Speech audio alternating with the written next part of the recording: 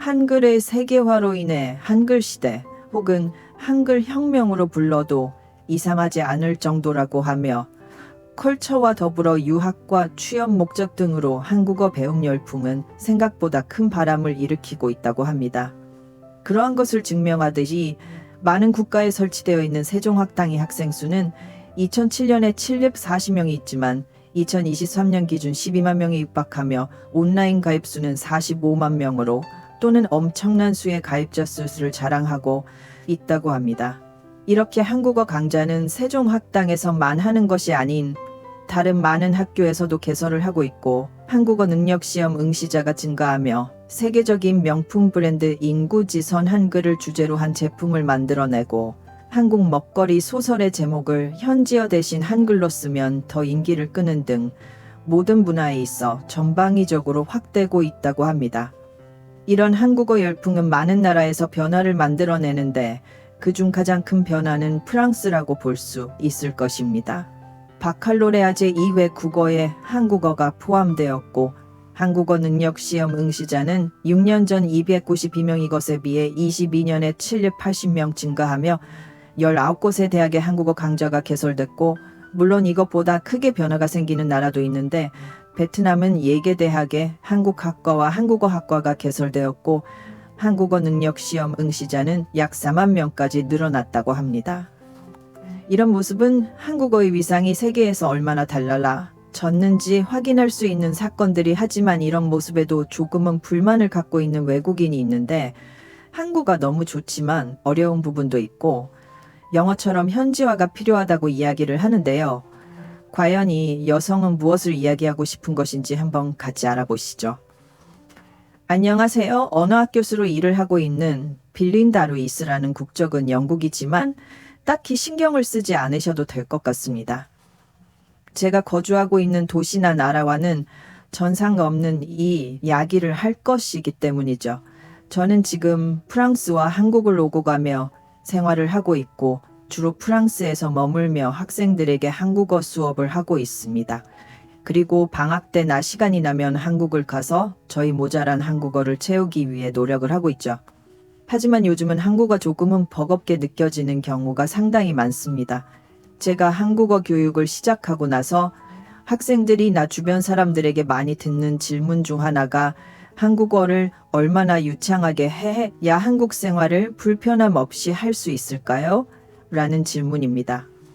이 질문의 답을 지금까지 단 한 번도 유쾌하게 해준 적이 없습니다. 한국어는 복잡하고 어려운 말이니까요. 저는 언어학을 연구했지만 저에게 첫 외국어는 한국어였습니다. 대학을 졸업하고 세상의 다양한 언어를 알아보기 위한 여행을 떠났고 처음 시작은 한국이었다. 다행히 전공을 할 때부터 높은 질을 자랑하는 한국어에 관심이 많았고 혼자라도 공부를 한 탓인지 충분히 한국에서 일상생활은 가능했지만 실제로 공부를 하기 위해 들어간 공간에서는 그런 한국어는 큰 힘을 발휘하지 못했던 것이죠. 그렇게 보낸 시간이 1년 그 전까지 수업 중에 들리는 모든 소리는 한국어가 아닌 지구에 존재하지 않는 언어로 들릴 정도였답니다. 그런 시간을 보내면서 깨닫게 된 것이 바로 한국어는 복잡하고 어렵다는 것이었습니다. 같은 말이라고 해도 사용된 상황과 어조와 눈빛 등 다양한 조건에 따라 의미가 달라질 수 있는 어이자 다른 나라도 똑같다라고 말을 하겠지만 그런 특징이 특출난 게 한국어입니다. 쉽게 예를 들어 보면 돈을 내는 행위를 표현하는 데 있어 결제, 계산, 비납부 등 다양한 단어로 표현이 가능하며 가끔은 이게 무슨 뜻인가 싶은 표현도 나오는데 대표적으로 여간 어려운 일이 아니다라는 표현이 있을 것입니다. 외국어만 익힌 학생들은 아니다라는 표현에 집중을 하고 부정형이며 표현되는 문장인 것이죠. 이러한 특성은 정말 놀라운 결과를 하나 만들어내는데 한국어를 배운 시간이 짧으면 짧을수록 한국어가 쉽다는 착각을 불러일으킨다는 것입니다. 지금 누군가 저에게 한국어가 어떤 언어라고 물어본다면 재미있고 좋은 언어가 분명하지만 아직도 알 것 같으면서도 모르겠는 느낌을 많이 받는 언어라고 이야기를 할 것입니다.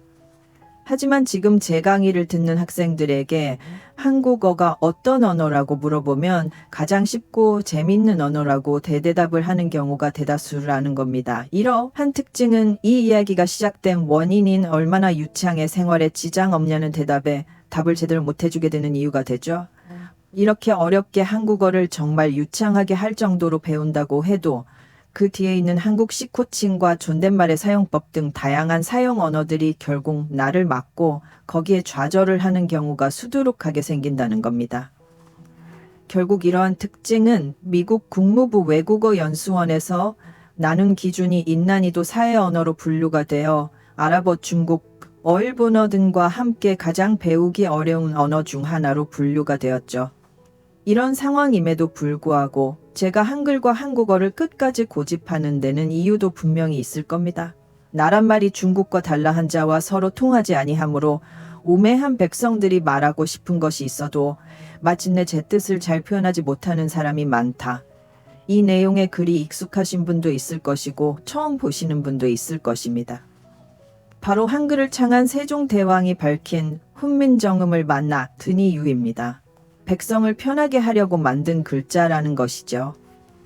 이러한 문자는 세계 모든 문자를 놓고 한미성, 과학성, 독창성 등을 기준으로 순위를 매기면 항상 1위를 차지하며 말뿐인 언어 2,900여 종의 가장 적합한 문자를 찾는 연구를 진행할 때도 최고의 평가는 역시 한글이 있죠. 미국의 작가인 펄벅 한글이 전 세계에서 가장 단순하지만 훌륭한 글자라고 말을 하며 한국의 레오나르도 다빈치로 생각한다는 말을 했지만 저희 개인적 인견으로는 세종대왕과 레오나르도 다빈치를 비교하기엔 살짝 저평가된다는 생각입니다.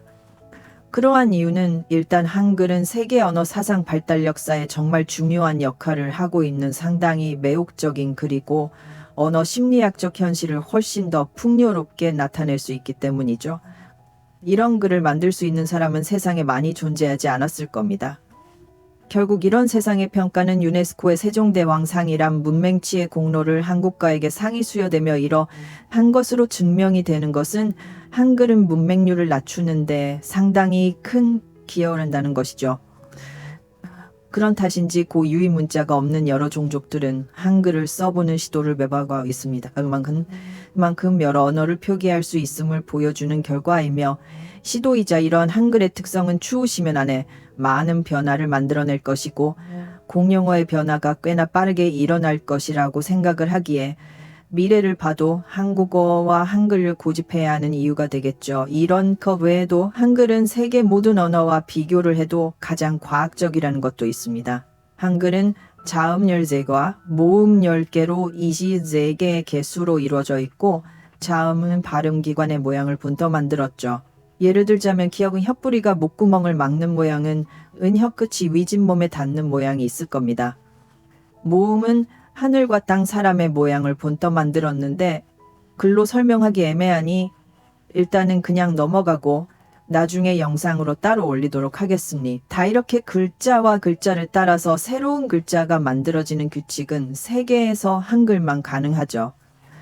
이런 특징은 모음과 자음을 정확히 이해하고 배우면 글을 만드는 것이 가능하고 처음 배울 때 상당히 쉽게 다가오는 특징이 되는 것입니다.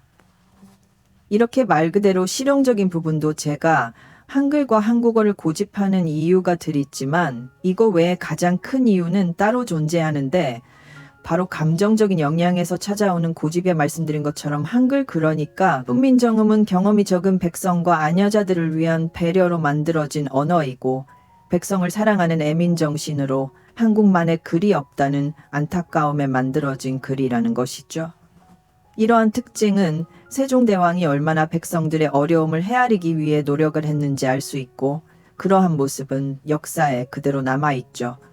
매일 밤 깊게 백성들의 어려움을 헤아리기 위해 고민을 하던 세종대왕은 우리만의 글자를 만들기로 결심을 했고 밤낮을 가리지 않고 읽고 또 읽으며 창제를 위한 연구를 지속했던 당시에 세종대왕은 눈병이 심해 고생을 하고 있음에도 백성들을 위한 마음의 연구를 멈추지 않았으며 상상도 못할 정도로 노력을 해 만들어내죠. 바로 세종대왕의 애민정신이 만들어낸 훈민정음은 이렇게 세상에 나오게 되었고 그 이름의 뜻은 백성을 가르치는 올바른 소리라는 뜻이죠.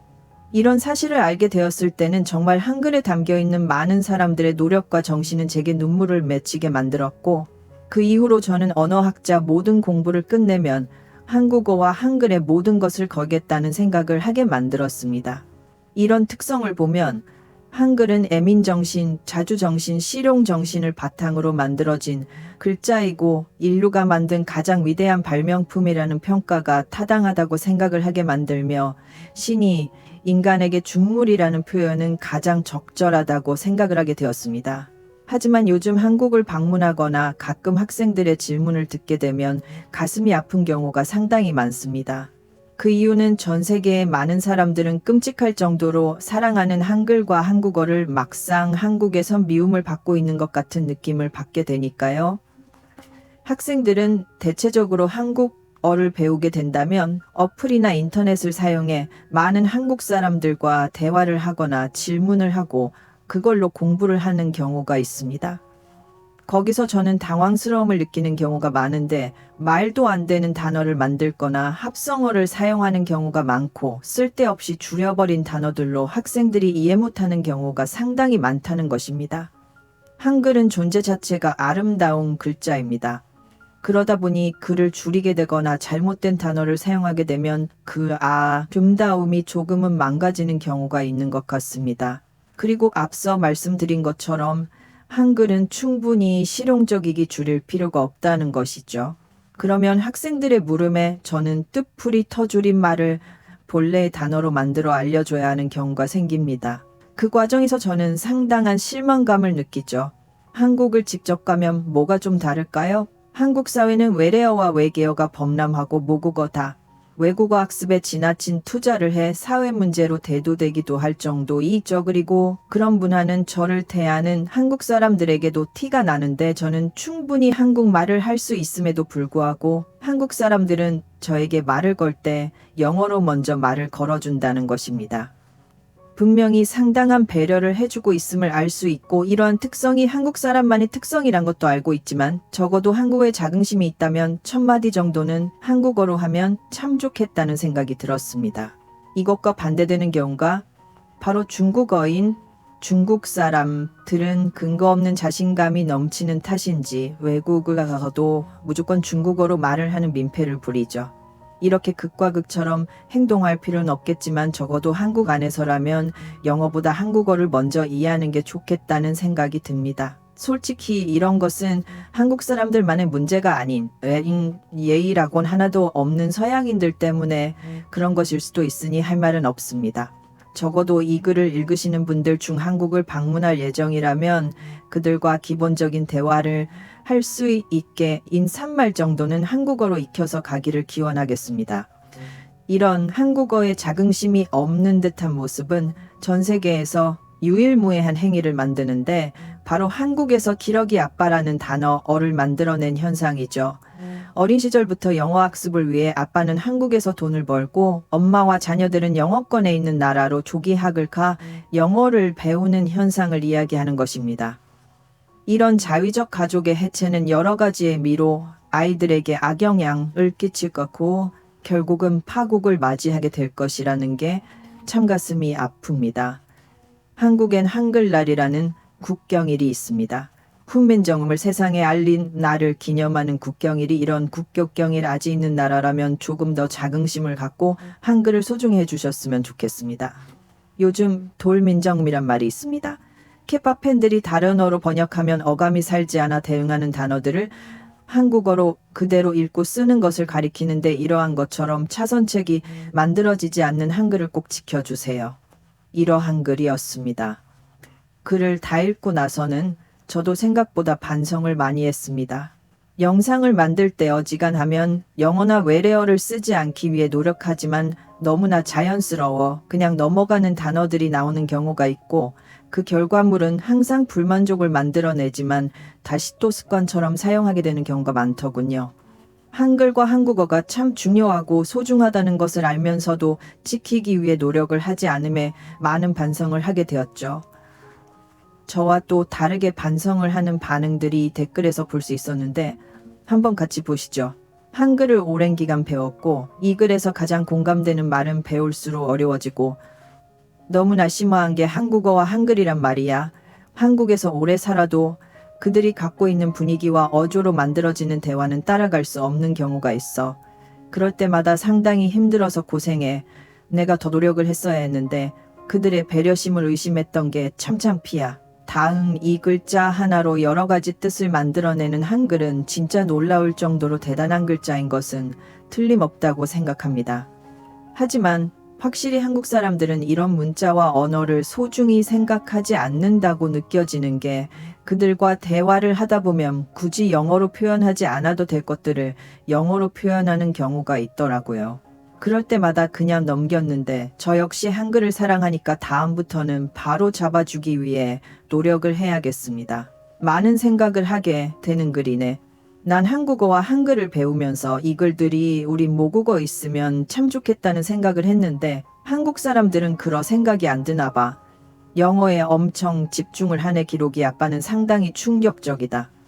자발적 가족 해체라니 이런 글이었습니다. 한글의 소중함을 오늘 하루 종일 깊게 생각을 해봐야 될 것 같습니다. 외국에선 신이 주신 선물이라고 표현을 하는데 저는 무슨 생각을 하고 있는지 모르겠네요. 오늘 영상은 여기까지입니다. 재밌게 보셔. 다면 구독과 좋아요 한 번씩 부탁드리겠습니다. 항상 더 재밌는 사연과 소식을 찾기 위해 노력하겠습니다. 한국이 쉬었습니다.